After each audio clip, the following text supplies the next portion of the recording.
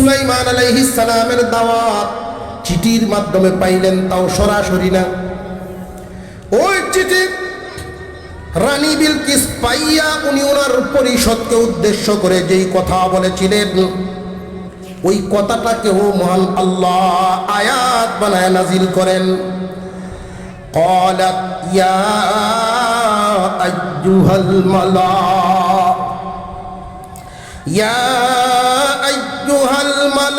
إني ألقي إلي كتاب كريم। হে আমার পরিষদ, এই মুহূর্তে আমার সামনে এক সম্মানিত মর্যাদাবান চিঠি হাজির হয়ে গেছে। এই চিঠিটাকে সাধারণ চিঠির মধ্যে তালিকায় নেন নাই, শামিল করেন নাই, অসাধারণ হিসাবে রাখছেন। সম্মানী চিঠি আসছে আমার পরিষদ, তোমরা মনোযোগ দিয়ে শোনো। সম্মানী বলার কত কারণ, এর মধ্যে এক নাম্বার কারণ, স্বাভাবিক রাষ্ট্রদূতদের মতো করে চিঠি পাঠান নাই, অস্বাভাবিকভাবে পাঠানো হয়েছে। দুই নাম্বার কারণ ছিল লেখার পদ্ধতি। দুনিয়ার জমিনে যত দরখাস্ত আমরা দেখি অফিসিয়ালি, বর্তমানে যেই সিস্টেম চালু আছে, হয়তো লন্ডনের ব্রিটিশ সিস্টেম নইলে আমেরিকান সিস্টেম। ইসলামী সিস্টেম হলো নিবেদক যিনি পাঠান ওনার নাম থাকবে আগে, কিন্তু আমাদের দেশের দরখাস্ত লেখার নিয়ম হইল পাঠান যিনি ওনার নাম থাকে নিচে। এটা ইসলামী নিয়ম না। ইসলামী নিয়ম হলো কার পক্ষ থেকে আসছে নামটা থাকবে আগে। কারণটা কি? কারণ হলো যেই ব্যক্তিরা আপনারা চিঠিটা দিবেন তার নাম যদি আগেই পড়া হয় তাহলে চিঠির ওজন ব্যক্তির সাথে মিলে যায়। চিঠিটা কার পক্ষ থেকে আসছে ওইটা যদি আগে দেখেন তাহলে সেই অনুযায়ী মূল্যায়ন হবে। মেম্বারের পক্ষ থেকে চিঠি আসছে, মেম্বারের যেই পরিমাণ ওজন চিঠিটারও সেই পরিমাণ ওজন। চেয়ারম্যানের পক্ষ থেকে যদি আসে তার মূল্য যেই পরিমাণ চিঠির মূল্য সেই পরিমাণ। ঠিক না বেটি? চিঠির লেখার ধরন হলো সম্মানী বলার দুই নাম্বার কারণ। তিন নাম্বার কারণ হলো নবী সুলাইমান আলাইহিস সালাম সূর্য পূজা অপরাধ নবীওয়ালা দাওয়াতের মাধ্যমে চিঠির ভিতরে বুঝাইয়া দিলেন। এক আল্লাহর উপর ঈমান আনার দাওয়াত দিলেন। চার নাম্বার কারণ হলো আয়াতের শেষে উনি বললেন, চিঠির শেষে, আল্লাহ তাআলু আলাইয়া ওয়াক্তুনি মুসলিমিন। হে রানী, সাবধান, আমার বিরুদ্ধে অবস্থান নেওয়ার মতো দুঃসাহস করবা না। আমার বিরুদ্ধাচরণ করার মতো দুঃসাহস না করে আত্মসমর্পণ করো। আত্মসমর্পণ বলতে আমরা এখানে যারা আছি সবাই কিন্তু আত্মসমর্পণকারী।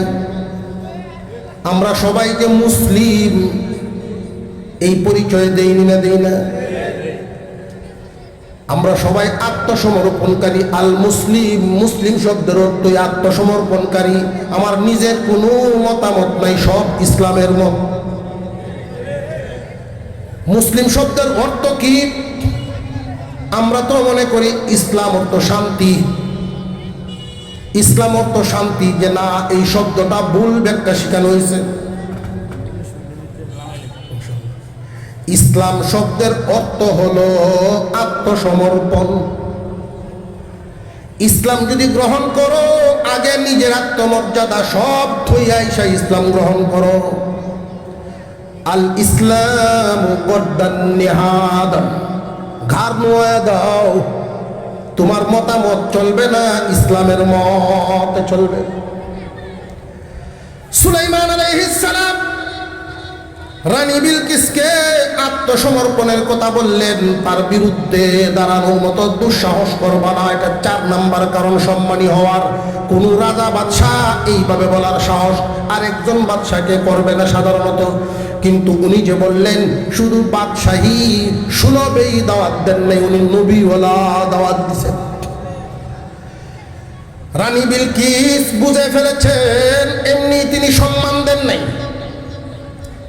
যদিও নিজের বুঝ এসে গেছে, কিন্তু পরিষদ এই রাষ্ট্র যদিও পরিচালনা করেন উনি রানী, কিন্তু কোনো সিদ্ধান্ত নিতে গেলে বিশেষ করে ধর্মীয় ব্যাপার, সূর্য পূজা করে তারা 1000 বছরের ঐতিহ্য, বহুদিন জাতির পর জাতি সূর্য পূজা করে আসছে, হঠাৎ যদি এই বিষয় পরিবর্তন করতে হয় দাঙ্গা হাঙ্গামার সম্ভাবনা আছে না নাই?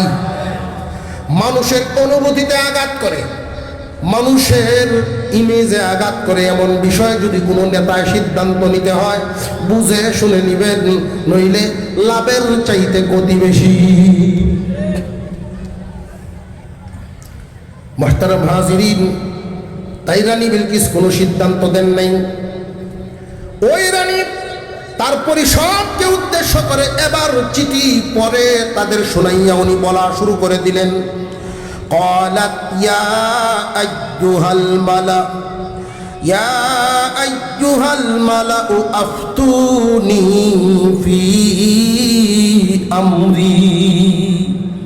হে আমার পরিষদ, এই মুহূর্তে আমি কি করতে পারি, এই ব্যাপারে কি সিদ্ধান্তে যেতে পারি, আমার একটা পরামর্শ তোমরা দাও।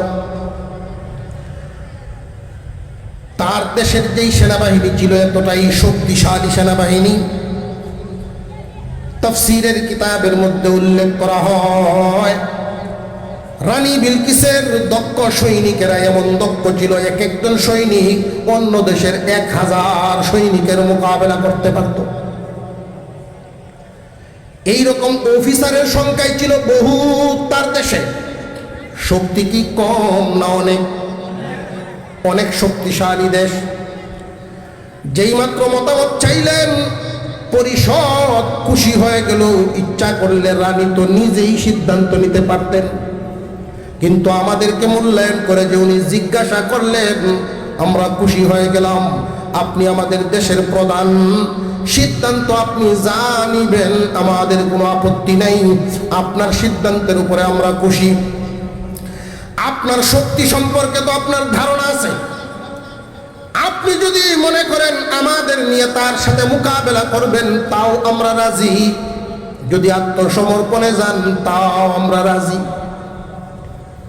রানী বিলকিস এবার পরিষদকে বলেন, ঠিক আছে সিদ্ধান্ত আমি নিব, তবে এত জলদি না, আগে পরীক্ষা করে নেই উনি কি 2টা অবস্থা, বাদশাহী নজরে দাওয়াত দিছেন নাকি নবীর নজরে দাওয়াত দিছেন। যদি নবীওয়ালা দাওয়াত দিয়ে থাকেন আপত্তি নাই, কারণ নবী কার? আরো জোরে কোন? ওলিগণ আল্লাহর ওলি। রানী বিলকিসের এতটুকুন বুঝ তার আছে, আল্লাহর ওলিগণ আল্লাহর নবীগণ তাদের বিরুদ্ধে যাওয়ার মতো দুঃসাহস যেন কোনো জাতি কোনো সৃষ্টি না করে, কারণ আল্লাহ যার আল্লাহর সবই তার। রানী বিলকিস বুঝে ফেলেছেন যদি দাওয়াতটা ওনার নবীওয়ালা দাওয়াত হইয়া থাকে, আমি রানী বিলকিসের এই শক্তি দিয়া কোনো কিছুই হবে না, তার সামনে মোকাবেলা করার মতো দুঃসাহস আমি কখনোই করব না। আর যদি বাদশাহী দিক থেকে দাওয়াত দিয়া থাকে, আমার দেশের প্রতি লুট করে থাকে, তাহলে তার সাথে আমার বোঝাপড়া আছে, কখনোই আমার দেশ তার হাতে উঠাইয়া দিব না। বুঝবেন কিভাবে? পরীক্ষা করব। কাউকে যদি পরীক্ষা করতে হয় সব চাইতে সহজ পদ্ধতি হইল অর্থের মাধ্যমে। অর্থ দিয়ে যদি তাকে আমি বুঝ দিতে পারি তাহলে বুঝে ফেলবো। অর্থ পায় যদি খুশি হয়ে যায় তাহলে প্রতি বছর বছর অর্থ দিয়েই তারে ঠিক রাখা যাবে। আত্মসমর্পণের কোনো প্রয়োজন নাই। আর যদি দেখা যায় যে না, অর্থের লোভ তার অন্তরে নাই, তাহলে নবীও না দাওয়াত এসে থাকলে অবশ্যই আত্মসমর্পণ করতেই হবে। লোভ এমনই মারাত্মক এক ব্যাধি। আমি একজন মূর্খ মাতাব্বর মানুষ পাইছিলাম জীবনে ছোটবেলায়। উনি বুড়া মানুষ, দাদা ডাকতাম। ওনার কাছে গেলেই কালিগত আমার তামুক ভরে দেয়। তামুক ছিলেন উকা। উনি বলতেন যে তোরে দে, যে আমি তামুক ভরাই কেন জানাস? আমি মুরব্বী মানুষ তো একটু খেদমত করাই। উনি মূর্খ মানুষ, নামটা লিখতে পারেন না। আমাদের এলাকার 7 গ্রামের মাতাব্বর ছিলেন। ভিতর জাগ্রত কিছু কিছু কথা বলতেন। উনি বলতেন লোভে মানুষ অন্ধ হয়। লোভে কি হয়? অন্ধ হয়। লোভের সাথে আকলে পারে না। তো এটার অর্থটা উনি আমাকে বোঝালেন। লোভের সাথে আকল, তার যোগ্যতায় পারে না। কারোর ভিতরে যদি লোভ ঢুকে যায়, যোগ্যতায় তার ক্ষতির থেকে বাঁচাতে পারবে না, ধ্বংসতার হবে। আর লোভ ঢুকে গেলে মানুষটা অন্ধ হয় কিভাবে? লোভে তারা এমন অন্ধ বানায়, বুনের ওয়ারিশ মেরে খাবে দেখবে না, মানুষের মাল খাবে দেখবে না, হালাল হারাম দেখবে না, লোভের কারণে। আর লোভে পড়লেই মানুষ নীতি হারায়। কুরআনুল কারীমে উম্মতে মুহাম্মাদের দলের লোকের বৈশিষ্ট্য বর্ণনা করা আছে যে তারা অন্যায়ের সাথে আপোষ করবে না। অন্যায়ের সাথে আপোষ করে মানুষ দুই ভাবে। একটা হলো অন্যায়ের সাথে মানুষ আপোষ করে দুই কারণে। একটা হলো লোভের কারণে। প্রথমে লোভ দেখায়া মানুষকে নীতিহারা করতে চায় অন্যায়কারীরা। যদি লোভে না পড়ে, 2 নাম্বার ভয়ে ফেলায়। লোভের কারণে আর না হয় ভয়ের কারণে, 2 কারণে মানুষ নীতিহারা হয়ে যায়।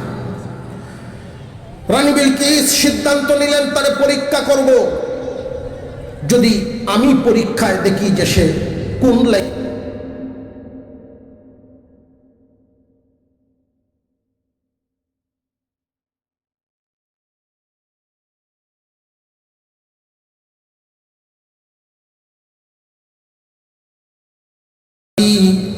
স্বর্ণের একটা বাটি, স্বর্ণের কিছু ইট, স্বর্ণের সামানপত্র দিয়ে একদল পাঠানো হলো। যাও, এই উপঢৌকন উপহার পাইয়া যদি বাদশাহ খুশি হইয়া যায়, বাদশাহ সুলাইমান যদি উপঢৌকন পাইয়া খুশি হয়, তাহলে বুঝবো লোকটা লোভী। আমার দেশে যে নিয়ামতে ভরপুর, মাঠ ভরা ফসল, নদী ভরা মাছ, নাচ নিয়ামতে ভরা, এইগুলোর প্রতি তার কুনজর পড়ছে। আর যদি দেখি যে না, এইগুলো নিয়া তার কোনো খেয়ালেই নাই, এরকম কোনো লোভ লালসাই নাই, তাহলে বুঝবো উনি বাদশাহী নজরে দাওয়াত দেন নাই, উনি নবীওয়ালা দিক থেকে দাওয়াত দিছেন। যেহেতু তাওহীদের আলোচনা, আল্লাহর ইবাদতের আলোচনা। এই মানুষগুলো যখন স্বর্ণের সামানপত্র নিয়ে, আসবাব নিয়ে রওনা দিছে, হুদহুদ পাখিটা উড়াল দিয়া আইসা খবর পৌঁছায় দিছে একদল মানুষ স্বর্ণের উপঢৌকন নিয়ে হাজির হবে। আল্লাহর পয়গম্বর উনার জিন বাহিনীকে ডাকলেন, রে আমার সেনাবাহিনী, তোমরা এক কাজ করো, আমার বাড়ির মূল গেট থেকে 3 মাইল রাস্তা পর্যন্ত স্বর্ণের ডালাই করো। মেহমানরা আসতেছে, স্বর্ণের রাস্তা ডালাই করো। 2 রাস্তার 2 দিকে, 2 রাস্তার 2 কিনারে আফ্রিকার জঙ্গল থেকে হিংস্র প্রাণী এনে বাঁধে রাখো। কোন শিকল দিয়া বানবা না, আমি নবী সুলাইমানের হুকুম দিয়া বানবা। বাঘ হরিণ একসাথে দাঁড়ায় থাকবে,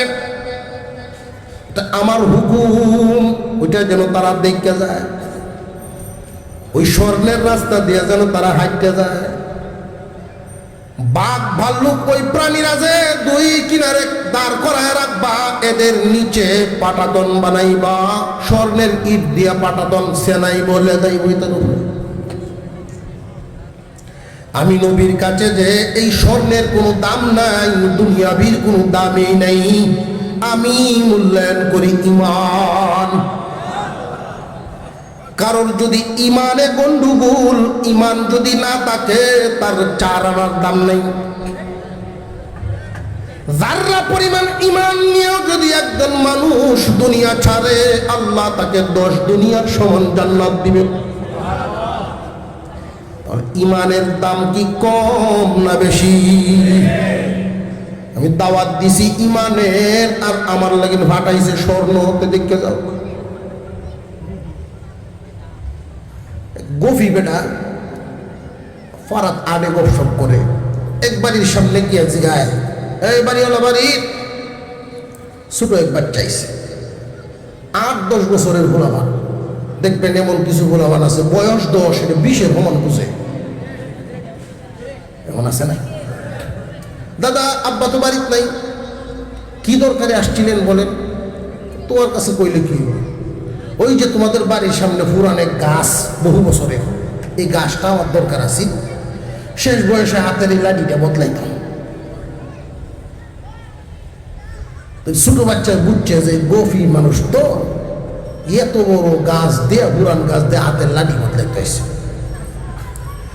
আব্বা এই গাছ দিত না দাদা কেউ রে, বিশেষ এক নিয়োগ করে রাখছে, আব্বা এক কাম করবো এটাতে। কি কাম? আব্বা কিলাল বানাইব। বুড়া যে দৌড় লইল, কার দ্বারা কি দেখাইতে হয়েছে রে? এই বাহিনী যখন এইসব পৌঁছলো, দৃশ্যটা শুধু দেখছে, কোনো পিঞ্জিরা নাই, কোনো শিকল নাই, রশি নাই, বাঘ দাঁড়ায় রয়েছে, চোখ শুধু ঘোরায়, মেহমান দিককে চোখ ঘোরায়,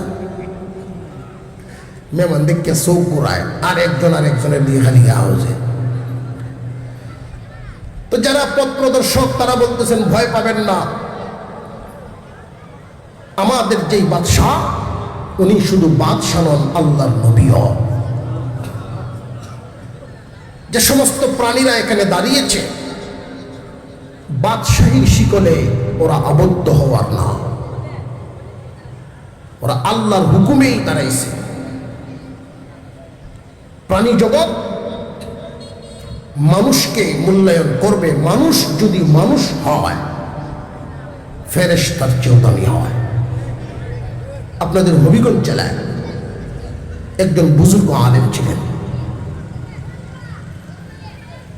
উনি বাঘের কাঁধে ধরে কানও ধরে, বাঘরে কানও ধরে চড়াইছে, এমন ব্যক্তি ছিলেন। প্রাণীরা মানুষ চিনে, প্রাণীরা ফেরেশতা চিনে। এমনকি কবরের আযাব কোন জায়গায় কি হচ্ছে প্রাণী জগৎ বুঝতে পারে। বৃষ্টি কখন হবে আবহাওয়াবিদরা জানবার আগে প্রাণীরা জানে। মুহতারাম হাজিরিন, তারা আসলো এই হালত দেখিয়া, এরা যে মালপত্র আনছি, একজন আর একজন জিগায়, একজন কম স্বর্ণের রাস্তা, ওনারে স্বর্ণের এই লাঠি কি দিতাম, কি আনলাম আমরা? আরেকজনে কয় ব্যাগের ভিতরে যে ইটগুলো আনছি, চেয়ারম্যানের ইটটি ফেলায় দেয়। মেইন গেটও ঢুকবার সময় যদি চেক করা হয় আর ইট পায়, মনে হয় কিন্তু চুরি তুলেছি।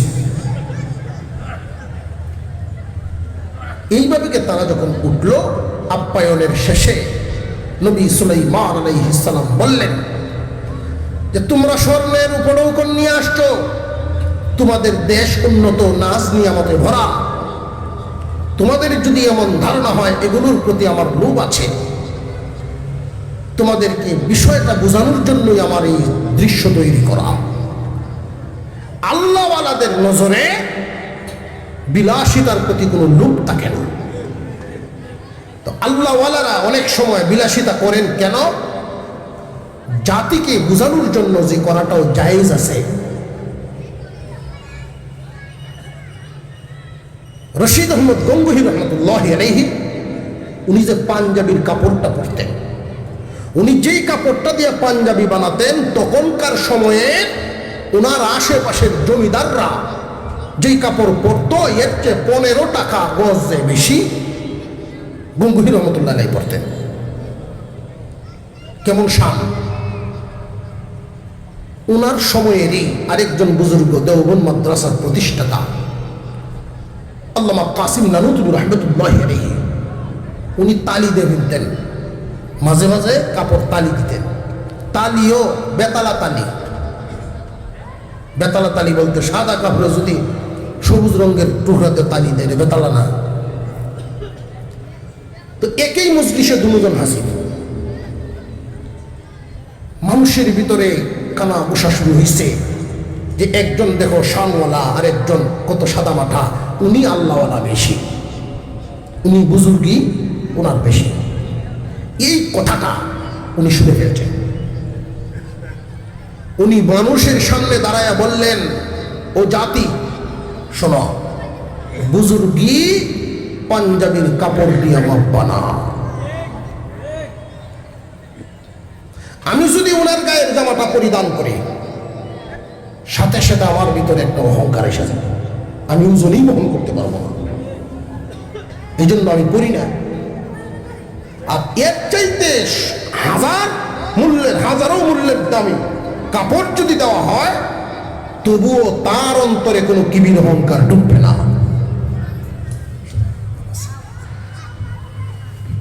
এই জন্য আল্লাহ ওয়ালারা দুনিয়ার চাকচিক্যের সাথে আখেরাতের হিসাব মিলায় না।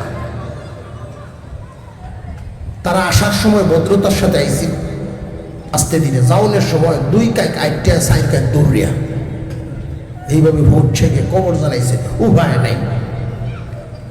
উনিও তো আগের থেকে অনুমান করা আছে, সাথে সাথে ওনার দলবল নিয়ে আত্মসমর্পণের জন্য তৈরি হয়ে রওনা দিয়ে দিলেন। আসলেন, শেষ পর্যন্ত রানী বিলকিস ঈমান গ্রহণ করেছে। ঈমানের দাম বেশি না দৌলতের দাম বেশি? আল্লাহ তাআলা আমাদের সকলকে ঈমানের হেফাজত করে ঈমান সহকারে দুনিয়া ছাড়ার তৌফিক দেন, বলুন আমিন। ওয়া আখিরু দাওয়ানা আনিল হামদুলিল্লাহি রাব্বিল আলামিন। আসসালামু আলাইকুম ওয়া রাহমাতুল্লাহি ওয়া বারাকাতুহু।